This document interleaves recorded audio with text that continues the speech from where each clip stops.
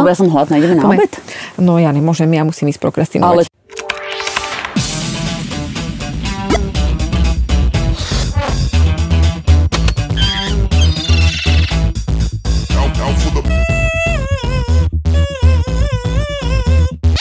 Kamaráti, ahojte, vítajte pri ďalšej epizóde podcastu Huronky s Peťou a s Kamilou.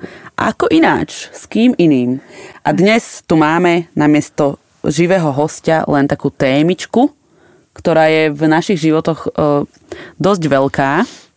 Minimálne u Peti. Takto by som povedala, takmer tento podcast ani nevznikol. Lebo sme to stále odkladali. Totižto našou dnešnou témou bude téma, s ktorou sa potýka nielen každý freelancer, podľa mňa, ale asi každý človek vo svojom živote, v určitej fáze svojho života. A je to prokrastinácia. Peťa, kedy si sa chystala na túto epizódu? Alebo si nachystaná? No skúsi tipnúť, Kamila, kedy som sa chystala na túto epizódu. Tak tipujem, že buď dnes skoro ráno, alebo včera neskoro večer. Bolo to na hranici medzi včera neskoro večer a dnes skoro ráno. Takže ani v noci, ani cez deň, ani oblečená, ani nahá. Áno, bolo to presne a som teraz aj pripravená, aj nepripravená. Vlastne ale zároveň si oblečená, to oceňujem. Ja by som takto na teba hneď vyšplechla tú definíciu, lebo vieš, ja mám rada, keď to má ako taký poriadok a poďme si to pekne zadefinovať, že čo je to prokrastinácia? Je to z latinského slova a môžeme to preložiť, že na zajtrajšok. Ako to krásne to vystihuje, však aj teda to znamená ono? Áno, aj to ono znamená. Kamila, to... ty si v tejto epizóde podľa mňa ten teoretik. A ty budeš ten praktik. Ja som tu tá vlastne živý chodiaci príklad prokrastinácie. Ja som ambasadorka prokrastinácie. Keby existovala nejaká firma, ktorá vyrába prokrastináciu, tak by ma tak ty si influencer number one. A áno, ja ti vlastne poviem, že čo, a ty mi povieš, ako to zavádzaš do praxe. Dobre. Ale teda prokrastinácia je označenie pre chorobné, pozor, akcentujem na toto slovo, odkladanie dôležitých úloh na neskôr, čiže na zajtra. Treba však podotknúť, že ide o psychickú záležitosť na rozdiel od lenivosti, ktorá je fyzická. Toto ma ináč veľmi zaujalo, že to vlastne takto sa dá rozdeliť, že záleží od toho, či ťa ako keby ovplyvňuje tvoja fyzická stránka alebo psychická stránka. A teba ovplyvňuje ktorá? Mňa ovplyvňuje...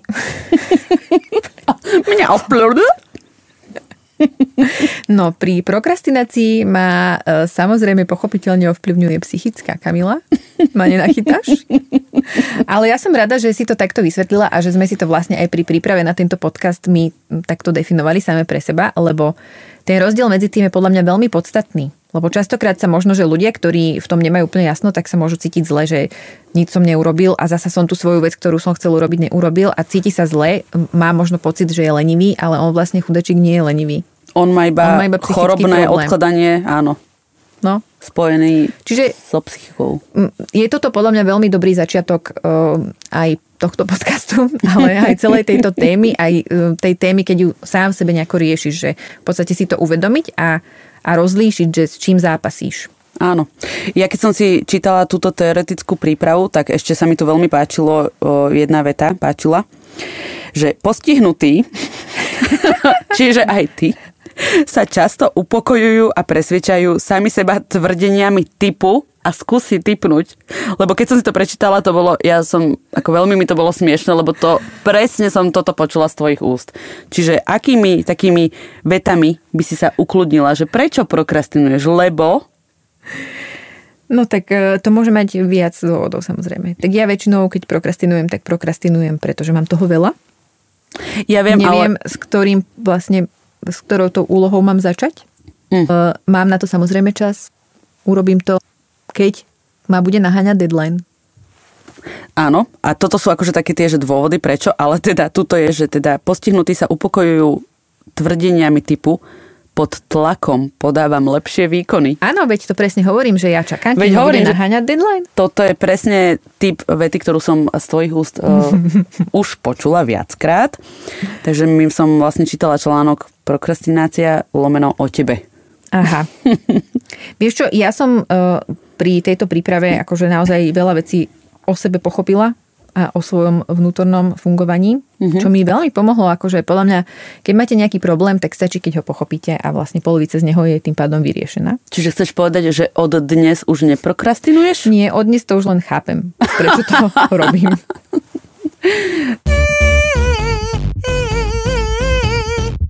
Dobre.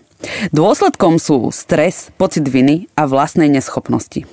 To máš takéto pocity? Nie.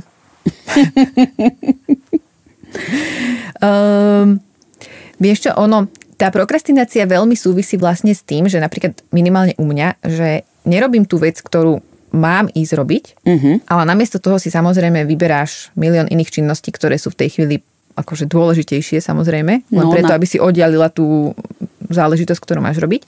A ja to napríklad robím aj preto, aby som na konci dňa nemala fakt zo seba taký zlý pocit. Vieš, že síce nenapíšem ten článok, alebo nemám hotové to zadanie, na ktorom mám pracovať, ale mám umytý digestor. Vieš, a to sa ti ide, že oveľa lepšie spať, keď proste máš pocit, že poloho treba umyť, to sa už nedalo na neho pozerať. Čiže si hľadaš ako keby také niečo... Ospravedlnenie, ale zároveň si nájdeš aj nejakú činnosť, ktorou si to potom ospravedlníš. Že však bolo to treba urobiť to, ako bohužiaľ prišlo to skôr, ako to pracovné zadanie, že takto, že chceš sa ukludniť niečím, že podala som predsa len nejaký výkon, aj keď teda v úplne inej oblasti a úplne nepodstatný. Áno. Také niečo.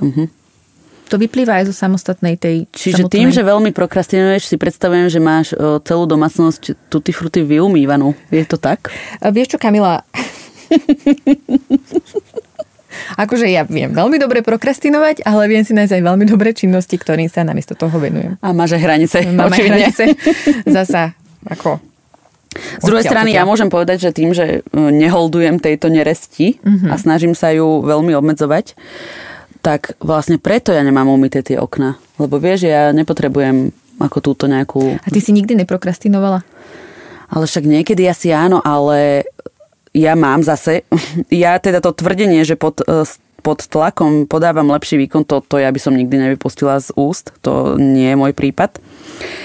Ja mám skôr zase ten stres, pocity viny, vieš? Že my máme rozdelené akože v tomto a to na mňa taký tlak vyvíja, ktorý ja nechcem. Proste ja sa chcem vyhnúť tomuto stresu a týmto pocitom. Čiže ja sa snažím akože prokrastináciu neholdujem jej, tak to ako by som povedala. Ako určite sa niekedy stalo, že niečo na poslednú chvíľu a tak, ale ako ja to úprimne neznášam. Ja, keď je napríklad nejaký deadline, ako ty, keď si mi raz spomínala, že si jednu prihlášku vypisovala, bol termín do polnoci a tebe Nie jednu. Tebe o 11:30 padol systém, alebo nejaká takáto príhoda to bola. Áno. A teda o 3:15 na 12 to začala znova celé vypisovať, že si mala posledných 15 minút. Ja by som sa ako zrútila, rozložila, láhla by som si na zem, kopkala by som nožičkami, rozplačkala by som sa. Tomu sa ale hovorí, že keď niečo odozdávaš za 5 minút 12, tak ja som to pocítila naozaj doslova. V praxi. No napríklad takýto tlak to ja vôbec. Ja nerobím podľa mňa dobre pod tlakom. A ja to strašne nemám rada, ten tlak, veď to je nepríjemné. Že prečo by som sa ja sama sebe vystavovala takýmto nepríjemným pocitom, keď tomu môžem veľmi ľahko predísť. No. Toto ja neviem napríklad. Ja ti to vysvetlím, Kamila. Ty, človek, ktorý neprokrastinuješ, nevieš. To musíš zažiť. Jednoducho, prokrastinácia je definovaná teda ako odkladanie povinností na neskôr, alebo v lepšom prípade na neskôr, v horšom na zajtra, pozajtra a tak ďalej. Ale v takom širšom chápaní je to vlastne taká aj vedomá mentálna stratégia na zvládanie čoho? Aktivít, ktoré máš proste robiť. Pretože ty, keď si napríklad uvedomuješ, že potrebuješ ten stres, tak je to ako keby už také vedomé narábanie s tým. Vieš? No ale prečo ho niekto potrebuje? Lebo ťa to vybičuje k výkonu. Lebo ten stres je spojený s adrenalínom, s potrebou adrenalínu a to ťa tak vybičuje, že ty podáš práve vtedy najlepší výkon. A keď toto o sebe vieš, tak potom možno často aj vedome prokrastinuješ, lebo vieš, že keď príde ten moment toho najväčšieho stresu a toho najväčšieho vypätia, tak vtedy proste ten tvoj výkon bude najlepší, aký si mohla podať. Ako možno na tom niečo bude, ale stále to ja úplne neviem pochopiť. Každopádne my sme si urobili k tejto téme aj anketu medzi našimi kamarátmi, ktorí teda sa venujú rôznym činnostiam a zistili sme, že z 10 opýtaných 11 prokrastinuje. Málo 11 ľudí skúsenosť s prokrastináciou.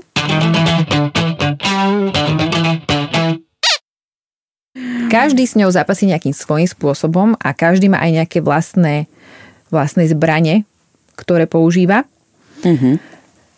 Koho ty máš takého, Kamila? Zo svojich obľúbených prokrastinátorov vyber jedného. Ja som teda, keď som dávala tieto otázky mojim známym, som im všetkým povedala, že to bude anonymné. Čiže vyberám si jedného respondenta, ktorý mi napísal, že prokrastinujem, keď mám hlavu zahltenú veľa malými vecami, ktoré mi bráňa v sústredení sa na tie podstatné. Toto bola ináč taká ako keby jedinečná odpoveď, by som povedala, lebo väčšina ľudí odpovedala tak ako podobne navzájom. Ale na toto som sa nikdy tak nepozrela, že vlastne tomuto respondentovi bránia malé veci v sústredení sa na tie podstatné. Ale toto neviem, že ako či by som to zaradila úplne že do prokrastinácie. Ja si myslím, že to tam môžeme zaradiť, lebo ono to trochu súvisí s tým, že keď máš toho veľa, ja to tak napríklad tiež často mám, že keď mám tých vecí v hlave alebo tých projektov, na ktorých súbežne pracujem viac, tak častokrát si neviem ako keby, že vybrať, na ktorý z nich mám zamerať tú pozornosť a tým pádom oddialuješ vykonávanie ktorejkoľvek z tých aktivít, alebo teda nezačneš vlastne pracovať na žiadnom z tých projektov, lebo ako keby si nevieš vybrať, že na ktorom z nich máš začať, vieš? A tu potom prichádza veľmi také zaujímavé cyklenie. No, ako toto napríklad ja vôbec nechápem, veď začni ktoroukoľvek. To sa ti ľahko povie, Kamila. A mne sa to ľahko aj robí. Ale ty nie si postihnutá touto diagnózou, takže... No a podľa čoho si napríklad, akože však aj mne sa stane, že mám viac, samozrejme, že viac úloh na deň a ja mám ako keby taký svoj návod na to, že ako k tomu pristúpiť, ale ty si podľa čoho vyberáš, že máš napríklad 5 úloh a nevieš si vybrať, ale raz teda si musíš vybrať, keď už akože naozaj tie deadliny všetky začnú. Čiže podľa čoho si vyberáš? Podľa deadlineu najskôršieho alebo podľa niečoho iného? No to závisí. Akože samozrejme, že keď viem, že niektorá z tých vecí má deadline už zajtra, tak samozrejme, že si vyberiem tu. Ale keby mali všetky napríklad v jeden deň, tak ako si vyberieš? Podľa čoho? Podľa pocitu. Podľa sympatí. Čiže, no dobre, a najsympatickejšiu prvú alebo poslednú? Najsympatickejšiu prvú. No ja to mám úplne naopak. Ja napríklad si vyberiem, ja chcem mať, keď viem, že ma čaká nejaká buď nepríjemná úloha, alebo niečo, čo nerada robím, čo ma nebaví a tak, ja si ju vždycky chcem proste odbiť do obeda, čo najskôr, hneď ako sa zobudím ideálne. A potom už tie ostatné mi idú oveľa ľahšie, kdežto tento prístup opačný mi prípada, vieš, že najprv si spravím všetko, čo ma baví, ale stále mám v hlave ten pocit, že aj tak ma to najhoršie ešte stále čaká. A toto ja neznášam. Áno, lenže toto je, Kamila, presne pointa prokrastinácie. To znamená, že ty absolútne nezapadáš medzi prokrastinátorov, lebo ty samozrejme, že ja oddialuješ... Ja sa v tejto epizóde niečo priučiť. Priuč sa. Že samozrejme, že ty oddialuješ práve to, s čím máš spojený ten ako keby negatívnejší pocit. A preto to vlastne tlačíš. A toto... vlastne aj k tomuto existuje také psychologické vysvetlenie, že za prokrastináciou bývajú ako keby zle vyregulované emócie, pretože tam je ako keby trošku problém so sebareguláciou a sebakontrolou a prácou s emóciami, ktoré vlastne nemáme dobre zvládnuté. A za tou prokrastináciou môžu byť buď negatívne, alebo nazvime ich pozitívne emócie. Tie negatívne sú práve tie, že oddialuješ ten projekt práve preto, lebo s ním máš spojené proste niečo nepríjemné. Buď ťa nebaví, alebo je to zadanie nudné, alebo máš ako keby s celou tou robotou spojené niečo proste negatívne. A tie pozitívne sú práve spojené s tým stresom. To znamená, že ty potrebuješ ako keby ten adrenalín k tomu výkonu. Čiže to sú také dva ako keby že rôzne druhy prokrastinácie. Ja mám pocit, že u mňa sa to mieša veľmi. Že ja som taká pomixovaná. Ty si postihnutá z každej strany, áno? Že ja mám vlastne, trpím týmto ochorením naozaj akože veľmi. Ja ťa vyliečím ináč. Chceš? Ja ti spravím taký plán. Ja neviem, či to je takto liečiteľné.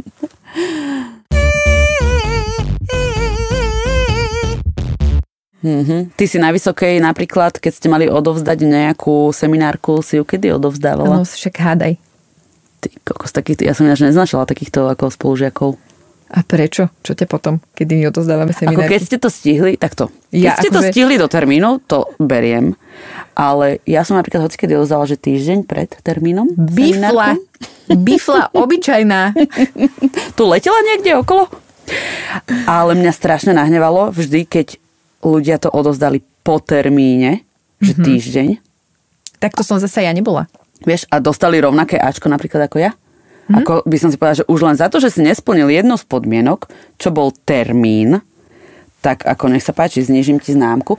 A podľa mňa je dobré učiť ľudí tie termíny dodržovať, vieš, že ako toto by som dala také odporúčanie všetkým vysokoškolským pedagógom, že keď už dáš nejaký termín, tak nech aj tí študenti sa učia, že proste termíny sú na to, aby sa splnili. Samozrejme rôzne môžu byť životné okolnosti, kedy sa ti to nepodarí, ale predstav si, aký by bol krásny svet, keby všetci všetko splňali, všetky termíny, všetky úrady. Predstav si, že by pani poctivá sa ozvala bifloška z prvej lavice, čo odozdávala týždeň pred termínom. Ja som týždeň pred termínom ešte len zadanie si zisťovala. No dobre, ale pri tých termínoch, keď sme, vieš, že máš napríklad splatnosť faktúry, ty vystavíš niekomu faktúru a nevadí ti, že ti ju zaplatí o mesiac neskôr.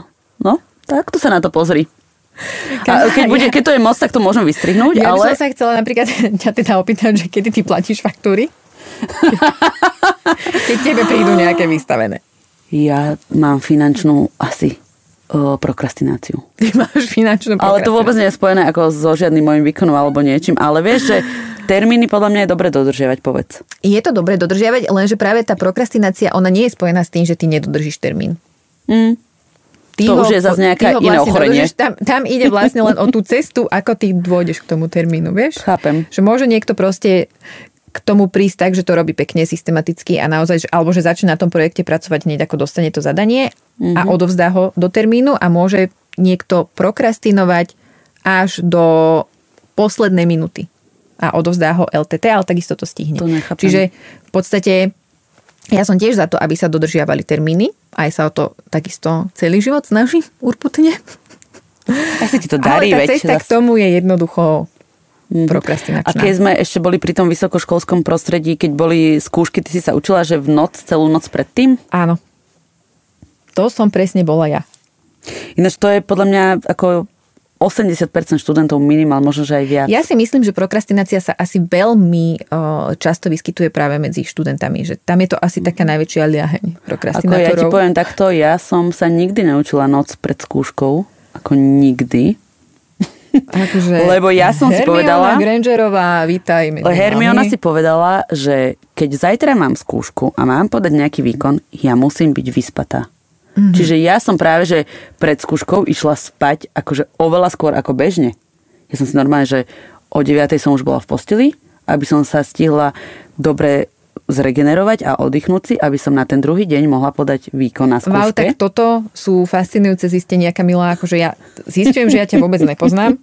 Ja vôbec neviem, máš sa čo učiť ešte moje odo mňa? Lebo akože môj život, čo sa týka výkonu, sa odohráva prevažne v noci. No tak áno, ty si tá nočná sova. Ale aj denná, lebo ako vieš, tá prokrastinácia, ona ti to natiahne proste, ty tým pádom pracuješ non-stop, vieš? Ale ja si pamätám na výške, že ja som koľkokrát celú noc bola hore a vôbec som nespala. A učila som fakt? Áno, lebo keď si chceš urobiť prázdniny, tak si dáš 3 skúšky v jeden deň a na všetky 3 sa učíš v noci. To si neviem predstaviť, ako sa dá stihnúť ináč. Akože to vôbec. Dá sa to, treba to vyskúšať. Ale zaujímavé je, že akože väčšina ľudí to takto robí, vieš, že to, ja teraz tak ako nahlas rozmýšľam nad tým, že či to nie je taký nejaký novodobý mor? Vieš, že super by bolo, keby sme na to našli nejaké také úplne, že ľahké zaklinadlo typu Wingardium Leviosa a zrazu by zmizol. Čo ty na to povieš? Vieš čo, nasadila si mi termita do hlavy a ja naozaj teraz budem celý čas tu premýšľať nad tým, že či je toto možné, ale mne by asi chýbala táto prokrastinácia, Kamila, lebo... Ako podľa mňa ty sa v nej celkom vyžívaš. Ja ti takto poviem, ja som sa s ňou naučila koexistovať. Podľa Psychology Today máme 3 typy prokrastinátorov. Prvý je tzv. Prokrastinátor perfekcionista. Tomu sa žije na tomto svete asi najťažšie. Ináč to sa podľa mňa úplne vylučuje. To ako v mojom mentálnom svete áno. No ale pokračuj. V svojom vesmíre sa to vylučuje, ale vlastne nie, pretože on chudáčik trpí. On je perfekcionista, on to o sebe vie. On chce podať najlepší výkon. Tak nech ho podá skôr. Ale veď on je zaciklený, chápeš? Pretože to je ako keby dva uzly na jednom kruhu, si predstav. Že on je jednak prokrastinátor, ale jednak je aj perfekcionista. On sa v tom takto točí. On chce ten výkon podať úplne najlepší, zároveň to pred sebou úplne oddialuje. Ty sa do tejto skupiny neradíš? Nie, do tejto skupiny sa ja absolútne nezaraďujem. Ja ti potom poviem, do ktorej skupiny Dobre, som zvedavá. Dobre. Takže toto bol prokrastinátor, perfekcionista. Potom tu máme prokrastinátora, takzvaný self-sabotér. Tak to znie tiež dosť zle. No a to je ale ten prokrastinátor, o ktorom sme si trošku už povedali, alebo načrtli sme vlastne tú motiváciu, pre ktorú on prokrastinuje, a to je vlastne to vyhýbanie sa tej negatívnej situácii. To znamená, že on cíti neistotu alebo nejaký nekomfort z vykonávania tej činnosti a preto to oddialuje. A vlastne v pozadí takéto prokrastinácie môže byť až taká, ono sa to nazýva, že anticipačná úzkosť. To ja znamená, mám už len keď to počujem. A ona vlastne prichádza dopredu, ešte predtým, ako ty začneš robiť tú aktivitu, tak vlastne ona už vtedy ti prichádza, pretože už vtedy ti nabehnú proste také tie negatívne myšlienky, že ako sa ty budeš cítiť, keď to budeš robiť, hej? Toto je, ja to nemôžem počúvať, to je hrozné, veď ty môžeš úplne ľahučko sa tomuto vyhnúť, vieš? A ľudia sa tomu stále vystavujú, vedia o tom a aj tak nie sú schopní. Mňa veľmi zaujíma, prečo tí ľudia vlastne nie sú schopní to zmeniť. Vieš, že ja to nemôžem pochopiť. Lebo veľmi ľahko to zmeníš. To není, že musíš ísť teraz, ja neviem, na 3-ročný výcvik, aby si sa niečo naučil, alebo si dávať nejaké lieky. Vôbec. To je len tvoje rozhodnutie. No každý ten typ prokrastinátora má nejaké také svoje techniky, ktorými sa tá jeho prokrastinácia dá zvládať. No v prípade tohto úzkostlivca je tá prokrastinácia taký jeho ako keby obranný mechanizmus. Ako pred čím? Pred tými negatívnymi pocitmi. Pred tým vystúpením z tej komfortnej zóny. Ktoré má ale aj tak. On sa s nimi nakoniec stretne pri vykonávaní tej činnosti, ale celá jeho motivácia je ich oddialovať čo najďalej, aby boli proste čo najďalej od ale neho. Podľa mňa tým, že ich oddialuje, on aj tak stále na ne myslí, čiže pre mňa logicky zmýšľajúcu osobu by bolo oveľa jednoduchšie, že rýchlo ich teraz urobím a celý ten ďalší čas vlastne už nemusíš na ne myslieť. Ako vieš, že rýchlo strhneš leukoplast. Ja ťa chápem. To je úplne, že moje heslo. Rýchlo ho strhni. Napríklad... Že takto ho on ho strhája? Otupieváva. On ho strháva po milimetríkoch, čiže tú malú bolesť cíti strašne dlho. Napriek tomu, aby ju strhol, že hneď, možno dobre, jeden deň bude nepríjemný, ale ďalších, ja neviem, 10 slobodných od tohto pocitu. No, ale poďme. Ja vám, pani Hermiona, rozumiem, čo vy sa nám tu snažíte povedať, ale akože ja asi nepatrím tiež úplne do kategórie týchto prokrastinátorov, ale čiastočne rozumiem akože tam tým negatívnym pocitom, lebo ja napríklad, keď mám nejaké zadanie, že ktoré ma nebaví a viem, že je mi to možno vzdialená téma a že nemám k nemu blízko, tak vtedy u mňa prichádza presne toto, že toto je dôvod, pre ktorý to oddialujem. No ja by som a nemám s tým spojené, že teraz mám z toho úzkosť alebo mám z toho strach.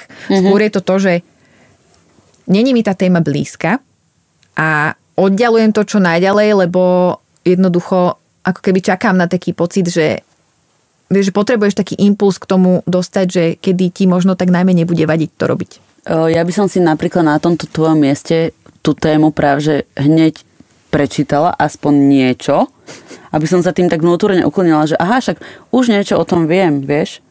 Ale teda, no, dobre. A ten tretí typ prokrastinátora je? Tretí typ prokrastinátora je tzv. Adrenaline junkie. Tak to už viem, do ktorej kategórie patríš. Alebo tzv. Prokrastinačný feťačik. Ja určite jednoznačne by som sa asi charakterizovala, že patrím sem, aj keď si myslím, že oni sa nedajú úplne od seba oddeliť, že je to dosť mixnuté, ale keby som si teda mala vybrať jednu vetvu, tak by som patrila medzi týchto. A to sú presne tí ľudia, ktorí potrebujú cítiť stres a časový tlak, pretože ty ako keby, že tak subjektívne dokážeš to pomenovať, že si vtedy najvýkonnejší, najefektívnejší a že možno, že máš dokonca vtedy aj najlepšie nápady.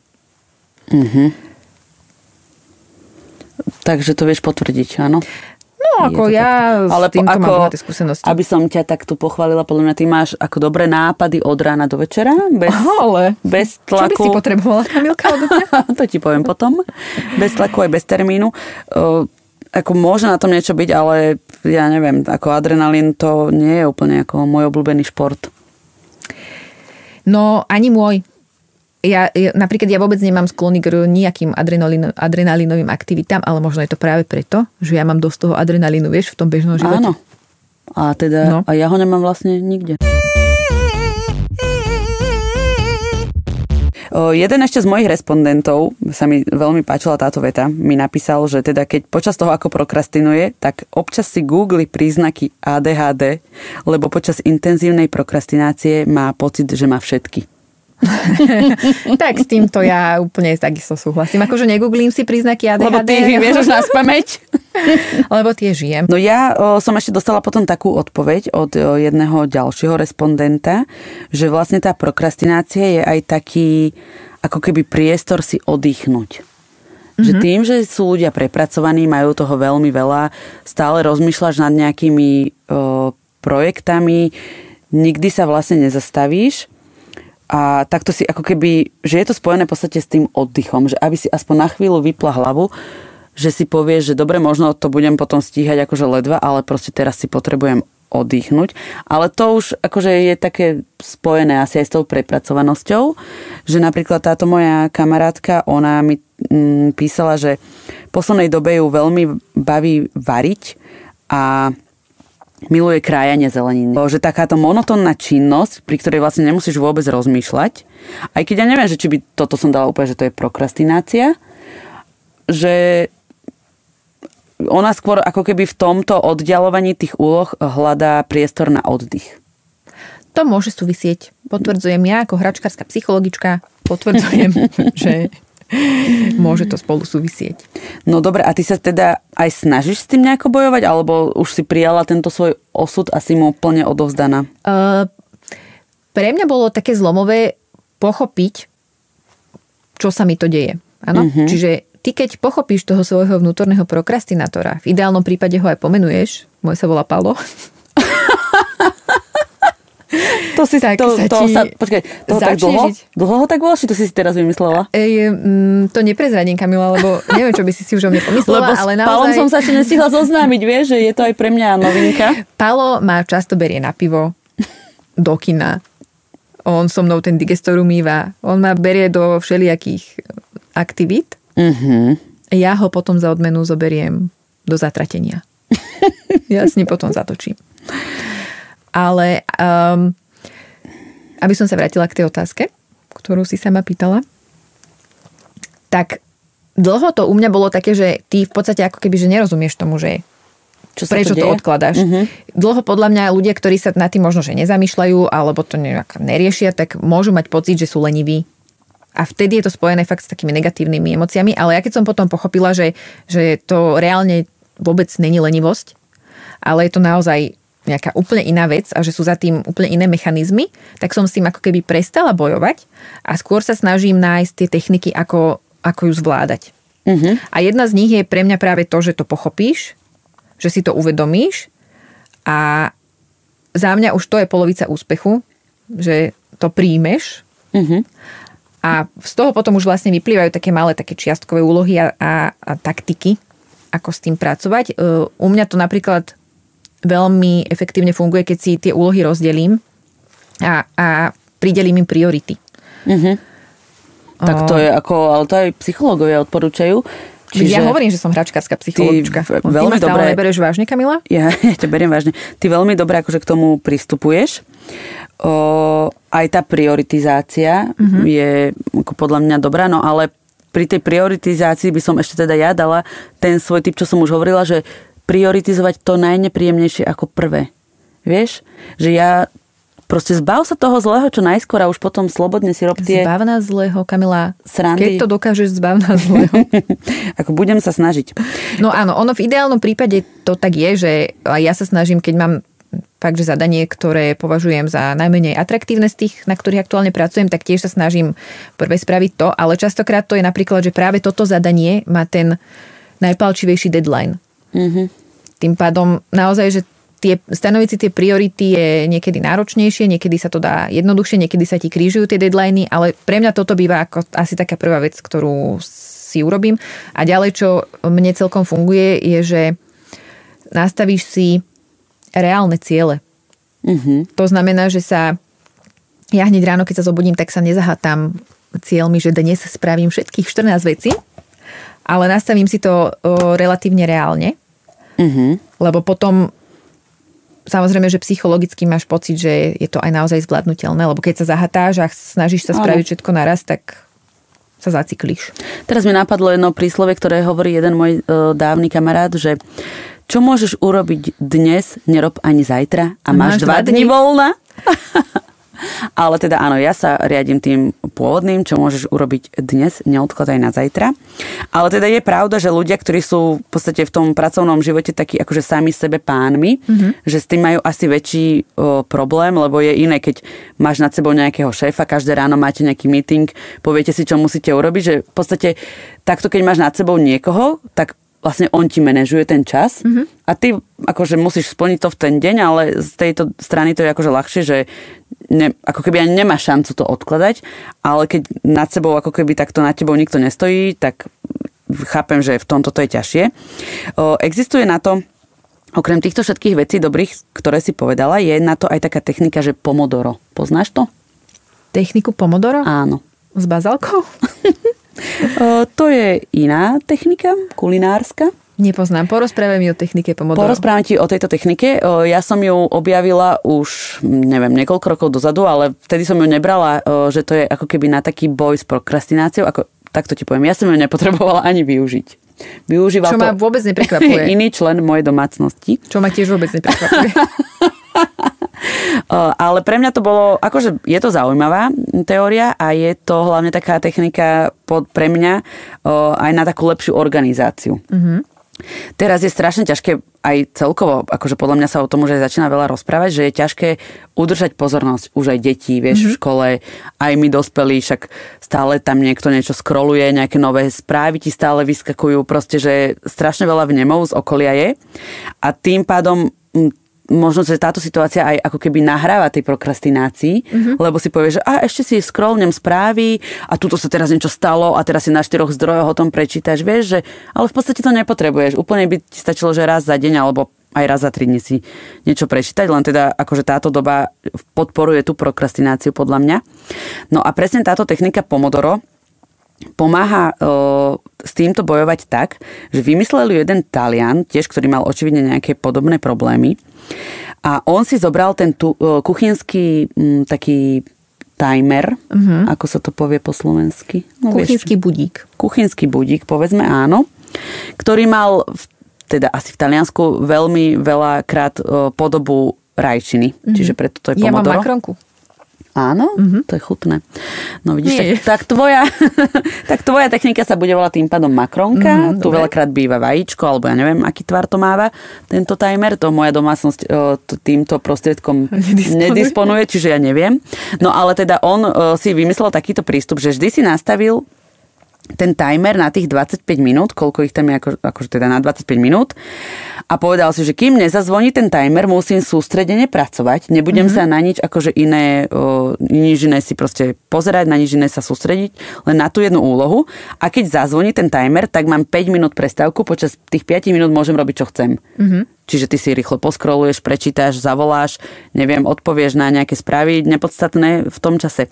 5 minút prejde, znova si nastavíš 25 minút na tom Pomodore a znova, že v takýchto cykloch ako keby pracuješ. Počujem, my keď sa teraz presunieme do ateliéru, my sa medzi tým zastavíme v nejakých kuchynských potrebách, ty mi môžeš kúpiť nejaký takýto timer a môžeš to na mne vyskúšať. Ja by som fakt bola zvedavá, že či toto dokážem, lebo Možno napríklad je aj dobré, že dať si tichý režim na tých 25 minút na mobile, vypnúť si internet, všetky notifikácie si vymazať, vypnúť, utíšiť a naozaj si dať budík a všetko ostatné vypnúť, že za 25 minút nech mi zavolá a kým mi nezazvoní, alebo nezavolá, kým ti nezazvoní budík, tak vlastne sa sústredíš iba na tú jednu vec.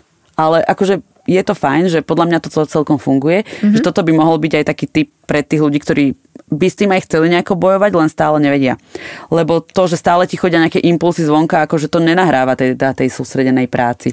Vieš čo, keď si bola už pri tých hodinách, tak ja si spomínam na jednu techniku, ktorú robím ja. A to je takzvaná technika opol a ocelej. Tak šípim tam, že to bude niečo podobné? To nie je vôbec podobné, pretože ono to je vlastne celé o tom, že ja vždy, keď mám teda, že už sa motivujem samu seba, že idem už začať robiť, tak pozriem sa, koľko je hodín. A je napríklad, dajme tomu, 9:17. Tak to čo je, aký debilný čas, to nezačneš robiť od 9:17, tak vždycky si poviem, že začne 9:30. Aby som začala o nejakej peknej hodine, vieš?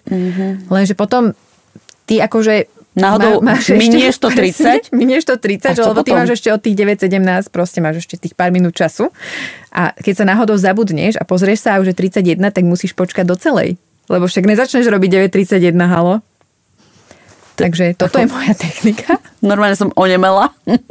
Ktorá je veľmi overená. Môžem ti dať tip, ako s týmto bojovať? Skús. Predtým, než ideš pracovať, sa jednoducho nepozeraj na hodinky. Vieš, ako... Že mne to prípada, že s týmito vecami sa dá veľmi ľahko bojovať, len treba trošku chcieť. Mne to prípada, že ty máš nejako veľmi dobre zvládnuté svoje emócie. Počuj, ale možno, ja teraz rozmýšľam, že ty neurobím ti ja taký online kurz, ako bojovať s prokrastináciou a zorganizovať sa? Prečo online, Kamila? Prečo online, keď my ho môžeme robiť normálne, že offline? Ale ja aj ako pre verejnosť, vieš, by som to chcela. Pre odvážlivcov ako kľudne aj naživo. Ak by bol o toto záujem, tak sa nehambite a napíšte nám na náš Instagram Huronky stromy O, že sa hlásite teda do tohto kurzu a ja už teda niečo po večeroch vymyslím pre vás.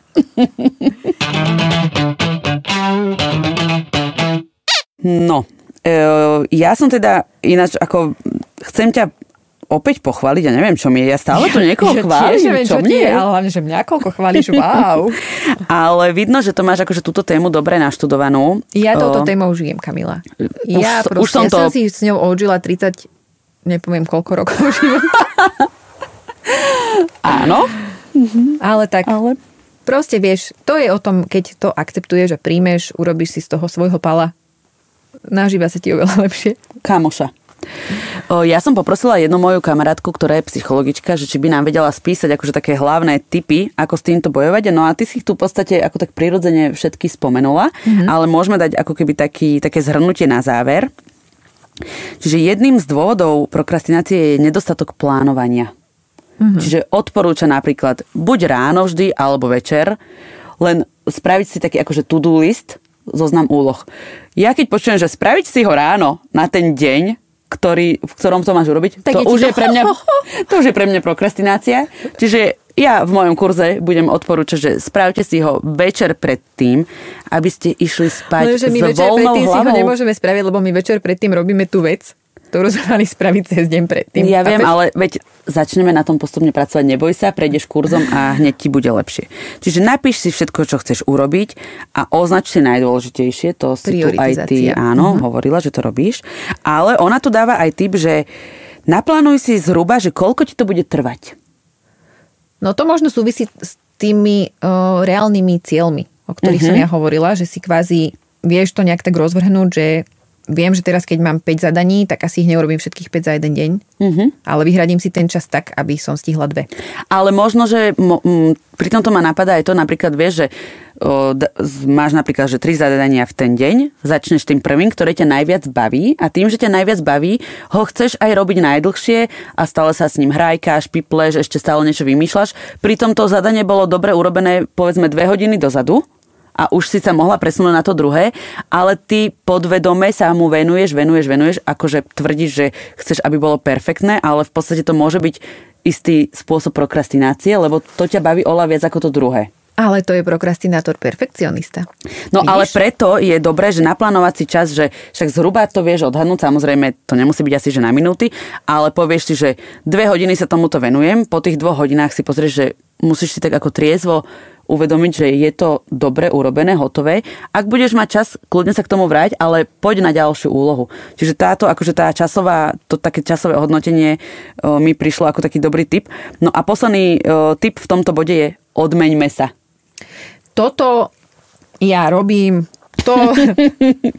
Ja chcem vám upozorniť na to, že... jednu vec, tak ako určite túto. Odmeňme sa, to spĺňaš na 100%, ale teda ja akcentujem na to, že odmeňme sa až po vykonanej úlohe. Ale napríklad mňa ešte napadlo, že čo aj na mňa celkom funguje, čo podľa mňa môže byť tiež celkom efektívne, je, že si ako keby rozložíš tú úlohu na možno také menšie časti.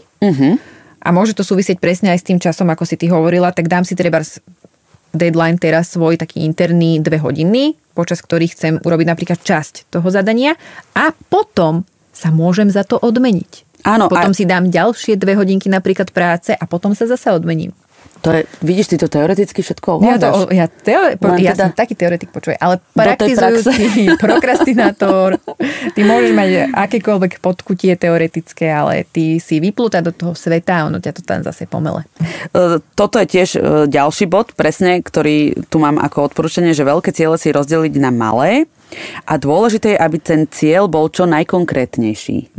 Ale teda áno, že tým vlastne, že vždy splníš kúsok ako keby z toho zadania, vieš postupne ako keby preťať ten kolobeh. Gordický úzol prokrastinácie. Nech sa páči. No, ďalšia vec, ktorú som tu ja už tiež intuitívne spomenula, že najťažšie a najnepríjemnejšie ciele si máme dať hneď ráno, keď máš ešte veľa energie. Tu ja mám vďaka tomu, že chodím skoro spať pred tou skúškou. A presne, že aby si to nepríjemno a ten negatívny pocit netlačila celý deň pred sebou. Čiže toto ako ja, toto by bolo pre mňa akože číslo 1. Prokrastinátorovi, že netlač niečo pred sebou, to je ako povedať to hovnivalovi.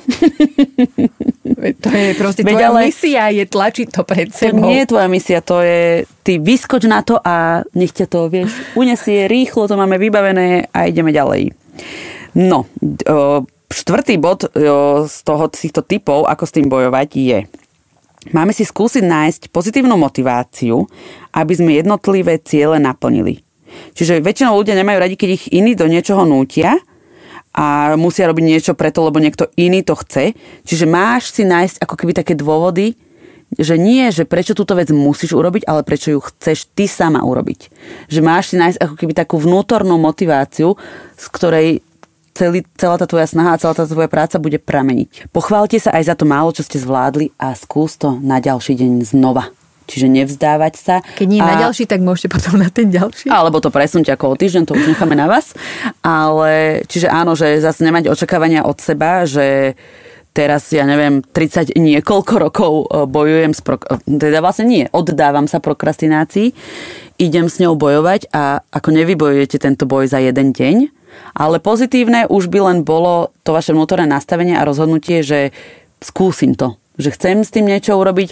Nepodarí sa to možno za jeden deň, za 2, za týždeň, za mesiac, ale už aj postupne sa to podľa mňa, ako ak pri tomto rozhodnutí človek vytrvá, tak ja tam vidím nádej ako pre ľudstvo. No ja by som ešte sa chcela zastať tej prokrastinácie takto na záver, pretože ja ako predstaviteľ prúdu Adrenaline Junkies, prokrastinátori, aj s Palom, ktorý je vlastne, on je prezident tohto hnutia, tak my by sme teda chceli povedať, že tá prokrastinácia má vo všeobecnosti veľmi takú negatívnu konotáciu, ale keď ju využívaš ako naozaj vedomý mechanizmus, tak mne to je celkom ľúto, že ona sa tak aj škaredo volá. Ja by som chcela založiť hnutie za premenovanie prokrastinácie na niečo krajšie. Napríklad? To nechávam otvorené. Píšte nám do komentárov, ako by ste premenovali prokrastináciu, keby ste teda, ak sa stotožňujete s touto myšlienkou, že nie je len zlá.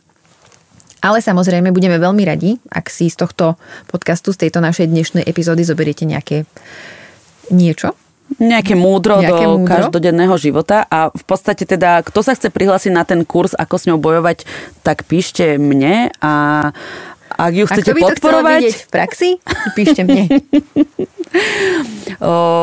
Aj v tejto epizóde sme hrali našu obľúbenú hru Skrč, frk, skrs podcast. Yes. Čiže kľudne nám opäť píšte, ak ste tu zachytili niečo, čo tu podľa vás nemalo byť. Ja si myslím, že v tejto epizóde sme to zvládli veľmi majstrovsky. Ako podľa ináč aj ja súhlasím. A podľa mňa... bude to veľmi ťažké tentokrát. Áno. A čím ďalej tým ťažšie a čím ďalej tým viac nám to ide. A táto hra ma veľmi baví. A mohli by sme inak, Kamila, aj vyhodnotiť tú minulú epizódu. Vieš, že by sme to mohli vždy našim poslucháčom prezradiť, že čo sme to tam zašmodrchali naposledy? Alebo im to napíšeme na Instagrame. Ja by som im to povedala. Pozrite ja by som im to aj povedala. Ako dajte odber, follow a všetky ostatné tlačítka, čo uvidíte Mandelinka, surströmming. Dobre. Kamaráti, či už s prokrastináciou alebo bez, hlavne tú svoju robotu urobte. Čo mne je? Do dĺžky, akej chcete? Ona chcela povedať? Nie, dodržte termíny, to je pre mňa najdôležitejšie. Kedy to už budete robiť, je to na vás, ale teda odporúčame vám robiť všetky tieto veci tak, aby ste na seba nevyvíjali zbytočne veľký tlak. Ale keď chcete, tak vyvíjajte. To hovoril Palo. Idem túto Pala upokojiť a vidíme sa, počujeme sa opäť pri ďalšej epizóde. Čaute! Čaute! Počkaj, Palo nepozdravil.